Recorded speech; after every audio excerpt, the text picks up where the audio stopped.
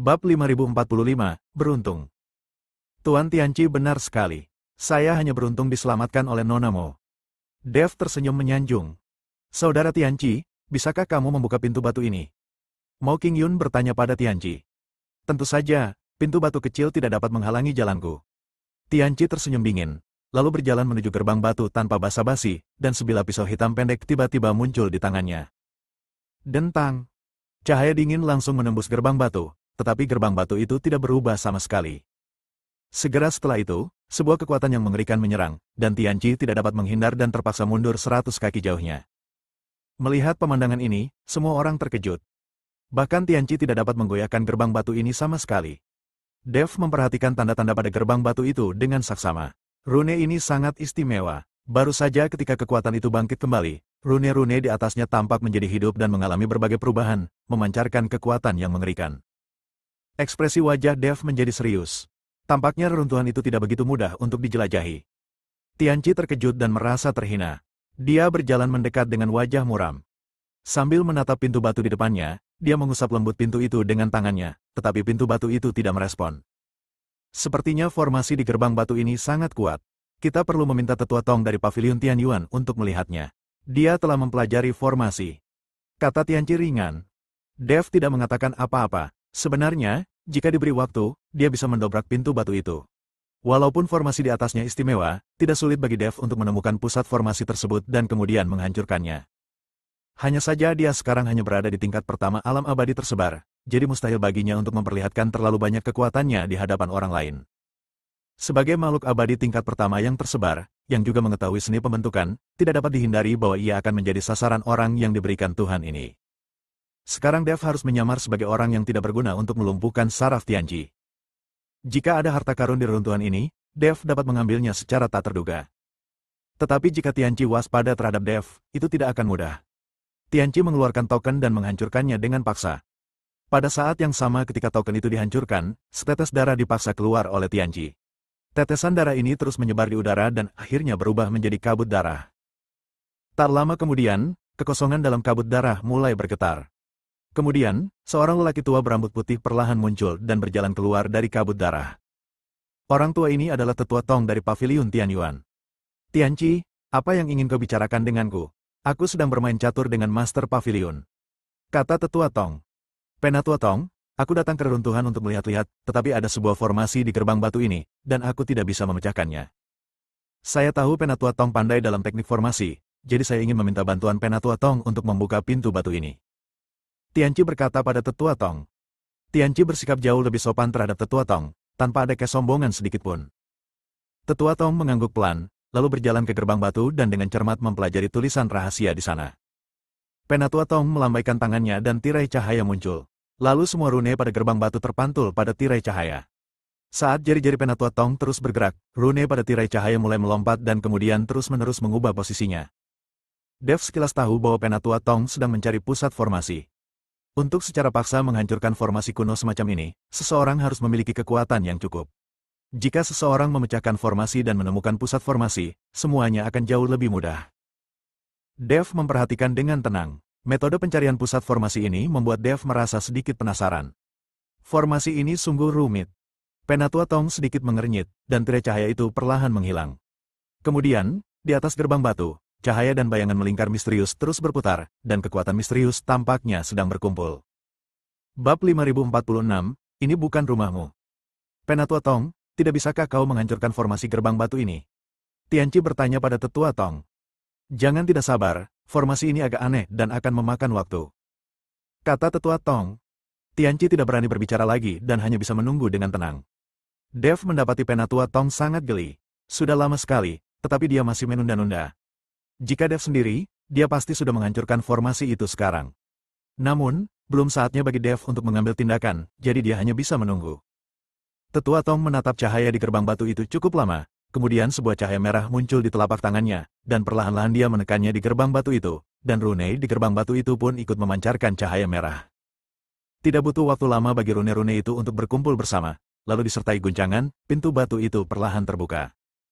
Melihat pintu batu terbuka, Tianqi tersenyum dan berkata, Penatua Tong benar-benar hebat. Tidak ada formasi yang dapat menghentikanmu. Namun pada saat formasi itu terbuka, disertai getaran kehampaan, muncullah seorang wanita berjubah putih dengan rambut panjang terurai di bahunya, dan di belakang wanita itu terdapat 3 lelaki tua berjubah hitam. Ketika Tianqi melihat orang-orang ini muncul, alisnya mengernyit. Ekspresi Tetua Tong juga berubah sedikit jelek, dan dia mencibir. Aku tidak menyangka bahwa orang-orang dari Istana Sura akan memainkan trik belalang sembah menangkap jangkrik sementara burung oriol berada di belakang. Kami baru saja tiba dan melihatmu membuka pintu batu. Kami hanya beruntung. Wanita berjubah putih itu tersenyum tipis, lalu menuntun orang-orang memasuki gerbang batu. Jangan masuk, Tianqi segera menghentikannya. Apakah relik ini milik pavilion Tianyuan milikmu? Tanya wanita berjubah putih. Tetapi kamilah yang membuka pintu batu ini. Kata Tianqi. Memangnya kenapa kalau kamu yang membukanya? Aku boleh masuk kalau aku mau. Ini bukan rumahmu. Kenapa kamu, seorang pria yang bukan pria atau wanita, tidak ikut campur dalam urusan orang lain? Wanita berjubah putih itu mendengus dingin. Wajah Tianqi memerah karena marah, tetapi pria pembunuh ini tidak berani menyentuh wanita. Melihat hal ini, Tetua Tong menarik Tianqi dan memintanya untuk menyingkir. Wanita berjubah putih itu menuntun orang-orang masuk. Wajah Tianqi tampak muram. Setelah cukup lama menenangkan diri, dia menatap Mo Qingyun dan berkata, "Kakak Qingyun, ayo masuk juga." Mo Qingyun mengangguk dan mengikuti Tianqi dan Tetua Tong masuk. Melihat ini, Dev pun mengikutinya. Pria berbaju hijau itu ragu-ragu sejenak, tetapi akhirnya tidak dapat menahan godaan dan mengikutinya. Namun, saat semua orang masuk, mereka tertegun sejenak. Mereka melihat bahwa di dalam gerbang batu itu, sebenarnya ada ruang udara yang kacau tanpa ada apapun di sekitarnya. Bahkan gerbang batu yang baru saja mereka masuki perlahan menghilang di belakang mereka. Saat gerbang batu menghilang, lingkungan sekitar menjadi kacau. Kabut abu-abu memenuhi udara di sekitar semua orang, seolah-olah mereka berada dalam kehampaan, bahkan tanah di bawah kaki mereka menjadi kabur. Ini, di mana ini? Lelaki berpakaian hijau itu menjadi pucat dan suaranya sedikit bergetar. Tianqi mendengus dingin, "Mengapa kamu panik? Karena itu adalah relik, pasti ada misterinya." Dia menoleh ke arah Tetua Tong dan berbisik, "Tetua Tong, apakah Anda dapat melihat petunjuk apapun?" Penatua Tong menyipitkan matanya, dan cahaya merah redup muncul di telapak tangannya, seolah-olah dia merasakan fluktuasi energi di sekitarnya. Setelah beberapa saat, dia berkata dengan suara yang dalam, "Kekacauan ini bukanlah ilusi, tetapi patahan ruang angkasa yang nyata. Kita telah diteleportasi ke area inti reruntuhan." Kesalahan luar angkasa, wanita berjubah putih itu sedikit mengernyit. "Jadi, kita tidak bisa keluar untuk sementara waktu." "HMPH, sekarang kamu sudah masuk, kenapa harus buru-buru keluar?" Tianqi mencibir. Karena relik ini ditinggalkan oleh sekte kuno, pasti ada harta karun di sana. Siapapun yang menemukannya pertama kali akan memilikinya. Setelah selesai berbicara, dia mengabaikan orang lain dan berjalan lurus menuju kedalaman kekacauan bersama Penatua Tong dan Mo Qingyun. Bab 5047, Dua Pilihan. Melihat hal itu, wanita berjubah putih itu mendengus dingin, pria sombong. Dia menoleh ketiga tetua berjubah hitam di belakangnya dan berkata, "Ayo kita pergi juga. Jangan biarkan mereka mendahului kita." Pria berbaju biru itu ragu-ragu sejenak, tetapi akhirnya mengikuti tim Tianqi. Lagi pula, dalam lingkungan yang tidak dikenal seperti itu, selalu lebih aman untuk mengikuti orang yang kuat daripada bertindak sendiri. Dev berdiri di sana, melihat sekeliling, dengan sudut mulutnya sedikit terangkat. Menarik. Dia berbisik pada dirinya sendiri lalu mengikuti. Ruang yang kacau ini tampak tidak teratur, tetapi Dev samar-samar dapat merasakan semacam pola. Kesadaran spiritualnya jauh melampaui para kultivator tingkat yang sama, dan bahkan lebih tajam dari seorang kultivator kelas 5 di alam abadi yang tersebar. Kekacauan yang mendalam. Setelah berjalan sekitar setengah jam, kabut di depan mereka tiba-tiba menjadi lebih tipis, dan platform batu yang pecah muncul di depan semua orang. Di atas panggung batu, ada 3 peti mati. Ketiga peti mati itu berwarna merah darah dan memiliki simbol-simbol khusus yang misterius di atasnya. Di kedua sisi panggung batu ada 2 prajurit mengenakan baju zirah dan memegang pedang. Meskipun begitu, kedua pendekar ini hanyalah patung batu, tetapi mereka begitu hidup dan tampak seperti orang hidup. Melihat kejadian itu semua orang menjadi bingung dan tidak tahu siapakah yang ada di dalam peti mati itu. Dev juga dipenuhi rasa ingin tahu, sebab saat dia menggunakan indera spiritualnya untuk menyelidiki, dia menemukan bahwa dia sama sekali tidak mendeteksi adanya pemandangan apapun di dalam peti mati itu, dan peti mati berwarna merah darah ini mengeluarkan bau darah yang menyengat. Jadi semua orang menjaga jarak dari platform batu yang rusak itu. Lagi pula, tidak seorang pun tahu apakah itu berbahaya. Ada sesuatu yang aneh tentang reruntuhan itu, jadi semua orang sangat berhati-hati. Mo Qingyun secara naluriah bergerak mendekati Dev, dengan separuh tubuhnya bersembunyi di belakang Dev. Dia juga sedikit panik di dalam hati, dan sekarang hanya dengan berdiri di samping Dev dia bisa merasa sedikit aman. Ketika Tianqi melihat adegan ini, dia langsung marah karena Mo Qingyun berjalan terlalu dekat dengan Dev. Namun, di hadapan Tetua Tong dan orang-orang Istana Sura, Tianqi tidak berani bertindak lancang. Dia hanya bisa menahan amarahnya dan memaksakan senyum, sambil berkata, sepertinya ada beberapa rahasia di dalam peti mati ini. Kita harus mengirim seseorang untuk menyelidikinya terlebih dahulu. Semua orang melihat ke arah Tianqi, terutama wanita berjubah putih, yang memutar matanya dan berkata, kalau begitu, pergilah dan lihat saja. Tianqi menggelengkan kepalanya, aku tidak pergi. Setelah mengatakan itu, dia menatap Dev dan berkata, coba lihat. Dev tertegun dan bertanya, mengapa kamu tidak pergi? Saya takut bahaya. Tianqi berkata tanpa ragu. Kalau begitu aku juga takut bahaya. Dev sedikit tidak senang. Jika kau tidak pergi, aku akan menghajarmu sampai mati. Aku lebih kuat darimu. Antara penjelajahan dan kematian, pilih salah satu. Tianqi bertanya. Sial. Dev tidak bisa berkata apa-apa. Saudara Tianqi, dia, Mo Qingyun ingin memohon untuk Dev. Kakak Qingyun, jangan berkata begitu. Dia hanya pengikut. Kamu seharusnya berhenti melindunginya. Tianqi sedikit tidak senang. Melihat ini, Mo Qingyun menatap Dev tanpa daya. Dev tahu bahwa dalam masyarakat ini, yang kuat memangsa yang lemah, dan itu karena dia hanya berada di tingkat pertama alam keabadian yang tersebar.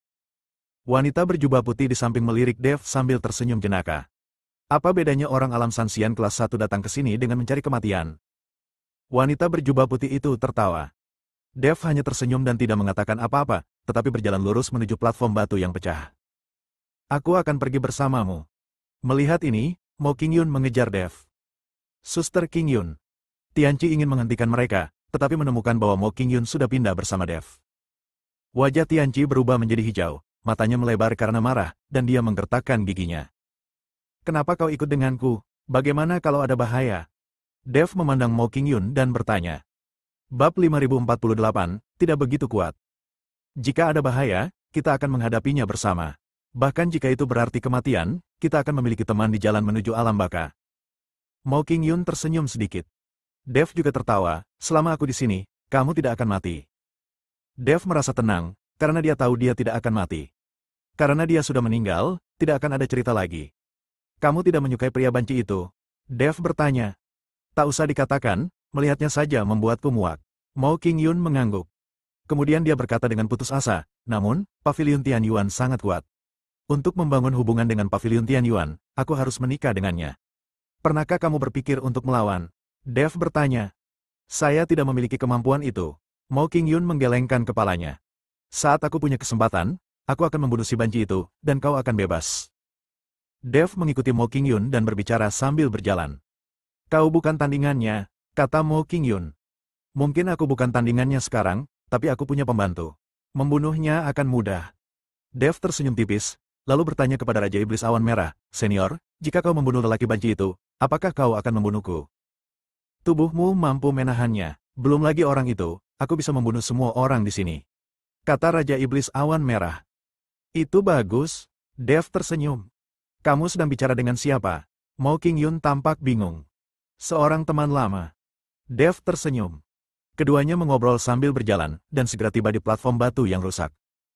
Pada saat ini, Dev mulai menggunakan pedang pembunuh naga dan menjadi waspada sepenuhnya, terutama pada dua patung prajurit. Dia selalu merasa bahwa kedua patung ini bisa menyerangnya kapan saja. Pedang pembunuh naga di tangan Dev sebenarnya sedikit gemetar, mungkin karena dia merasakan bahaya. Tianqi yang berada jauh menatap Dev dan Mo Qingyun dengan dingin. Keduanya berbicara dan tertawa, dan segala sesuatu menarik perhatiannya. Sekarang dia berharap bisa membunuh Dev segera. Namun meskipun mereka marah, Tianqi tetap waspada. Jika mereka menemukan sesuatu yang salah, mereka akan langsung lari. Meskipun ada harta karun di reruntuhan, ada juga bahaya. Ini juga merupakan alasan mengapa banyak orang mengetahui adanya reruntuhan, tetapi sedikit yang datang untuk menjelajahinya. Jika seseorang tidak berhati-hati, orang bisa mati. Apa gunanya harta kalau orangnya sudah meninggal? Terutama karena reruntuhan di depan mereka sangat aneh, semua orang merasa waspada. Begitu ada pergerakan yang tidak lazim, mereka akan langsung lari terbirit-birit, tidak berani gegabah sedikit pun. Dev mengikuti Mo Qingyun dan berdiri di depan panggung batu. Mata kedua patung prajurit itu menatap lurus ke arah mereka. Hal ini membuat hati Dev meledak karena ketakutan. Berjalan. Mo Qingyun menarik Dev dan berjalan menuju panggung batu selangkah demi selangkah. Kecepatan mereka sangat lambat. Namun, ketika mereka berjalan ke tiga peti mati itu, Dev terkejut karena mata kedua patung prajurit itu telah berpaling pada suatu titik dan masih menatap mereka. Dev menggelengkan kepalanya, mengira dia salah lihat, tetapi ketika dia melihat dengan saksama, dia menemukan bahwa mata kedua patung prajurit itu benar-benar bergerak. Kali ini, Dev merasa semakin takut, tangannya yang memegang pedang pembunuh naga sedikit gemetar. Nona Mo, apakah Anda melihat ada yang salah dengan kedua patung prajurit ini? Dev bertanya pada Mo Qingyun. Tidak, Mo Qingyun menggelengkan kepalanya. Perhatiannya terpusat pada 3 peti mati dan dia tidak memperhatikan patung prajurit. Melihat ini, Dev tidak mengatakan apa-apa lagi. Karena Mo Qingyun tidak tahu, dia seharusnya tidak memberitahunya agar tidak membuatnya takut. Dev memusatkan pikirannya, mengambil napas dalam-dalam, dan kemudian mengalihkan perhatiannya ke 3 peti mati itu. Ada 3 peti mati berwarna merah darah. Setelah diamati lebih dekat, orang benar-benar dapat melihat darah mengalir di permukaan peti mati. Bab 5049, tidak ada yang bersimpati dengan yang lemah. Mungkinkah peti mati ini terbuat dari darah? Ketika Dev melihat lebih dekat, dia terkejut. Peti mati itu berbau darah yang kuat, dan ada beberapa simbol khusus di atasnya. Simbol-simbol itu bergerak perlahan, bagaikan daun-daun yang hanyut secara acak di sungai. Ada sejumlah energi misterius di sekitar peti mati itu, yang terus-menerus meresap ke dalam peti mati dan tampaknya diserap oleh benda-benda di dalamnya. Dev dan Mo Qingyun memperhatikan ketiga peti mati itu dengan saksama dan merasa bahwa peti itu sangat ajaib. Tepat ketika mereka berdua tidak bergerak, Tianqi menjadi sedikit gelisah. Dia pikir keduanya telah menemukan sesuatu, tetapi dia tidak berani maju dengan gegabah. Pergilah dan lihatlah. Tianqi berkata kepada pria berbaju biru. Pria berbaju biru itu mengerutkan kening, mengapa kamu tidak pergi? Jika kau tidak pergi, aku akan membunuhmu. Pilih antara mati dan terus maju. Tianqi berkata kepada pria berbaju biru. Wajah lelaki berpakaian hijau itu tiba-tiba berubah sangat jelek. Meskipun dia sangat marah, itu tidak ada gunanya. Bagaimanapun, dia bukan tandingan Tianqi. Sekalipun dia dapat mengalahkan Tianqi, masih ada tetua Tong di sisi lain, dan dia tidak dapat melarikan diri sendirian. Setelah ragu-ragu cukup lama, lelaki berbaju hijau itu hanya bisa berpikir untuk melangkah maju. Setelah mengambil 2 langkah, dia berbalik dan menatap wanita berpakaian putih itu. Matanya penuh keinginan untuk meminta pertolongan, tetapi wanita berjubah putih itu tampaknya tidak melihatnya. Dalam masyarakat ini, tidak ada seorang pun yang bersimpati dengan yang lemah. Jika Anda ingin dihormati, tidak ada cara lain kecuali menjadi lebih kuat. Ini satu-satunya jalan keluar. Pria berbaju hijau tidak punya pilihan selain berjalan perlahan menuju Dev dan yang lainnya. Pada saat ini, Dev dan Mo Qingyun masih terbenam di antara 3 peti mati dan sama sekali tidak memperhatikan pria berpakaian hijau itu. Meskipun Dev dan teman-temannya sudah lewat, pria berbaju hijau itu masih sangat berhati-hati. Ketika lelaki berbaju hijau berjalan ke depan panggung batu, dia tak dapat menahan diri untuk tidak melihat patung prajurit di kedua sisi. Pada saat ini, mata patung prajurit itu tampaknya sedang menatap Dev dan Mo Qingyun. Pria berbaju hijau itu melihat sekilas lalu melangkah menaiki tangga. Namun saat dia baru saja menaiki tangga, tiba-tiba hembusan angin bertiup kencang. Pria berbaju biru itu terkejut dan segera mengayunkan pedangnya untuk menangkisnya. Pada saat itu, kedua patung prajurit itu tampak hidup dan mereka mengayunkan kedua pedang mereka ke arahnya secara serempak. Boom! Dalam sekejap, lelaki berbaju hijau itu terpental dan jatuh dengan keras di kaki Tianqi dan yang lainnya. Pisau di tangan pria berpakaian hijau itu hancur berkeping-keping, dan seluruh lengannya terkulai lemah. Hanya dengan satu serangan itu, pria berbaju biru itu menjadi lumpuh. Senjatanya hilang, dan lengannya patah. Jadi semua orang terkejut, bahkan Dev dan Mo Qingyun tidak dapat menahan diri untuk tidak menoleh dan melihat ke belakang. Ketika Dev melihat bahwa 2 patung prajurit itulah yang beraksi, wajahnya menjadi sangat serius. Sudah lama dia merasakan ada yang aneh dengan kedua patung prajurit itu. Lelaki berbaju hijau itu merupakan seorang kultivator tingkat 5 di alam kesengsaraan, bagaimana mungkin dia bisa lumpuh hanya karena satu pukulan. Kekuatan kedua patung prajurit ini sungguh luar biasa. Dev menjadi waspada dengan pedang pembunuh naga di tangannya, dan Mo Qingyun tidak berani ceroboh. Dia tidak pernah menduga bahwa kedua patung prajurit ini benar-benar akan menyerang. Namun, Dev dan Mo Qingyun menunggu lama, tetapi kedua patung prajurit itu hanya melihat mereka dan tidak menyerang. Pria berpakaian hijau itu perlahan berdiri, matanya penuh kemarahan.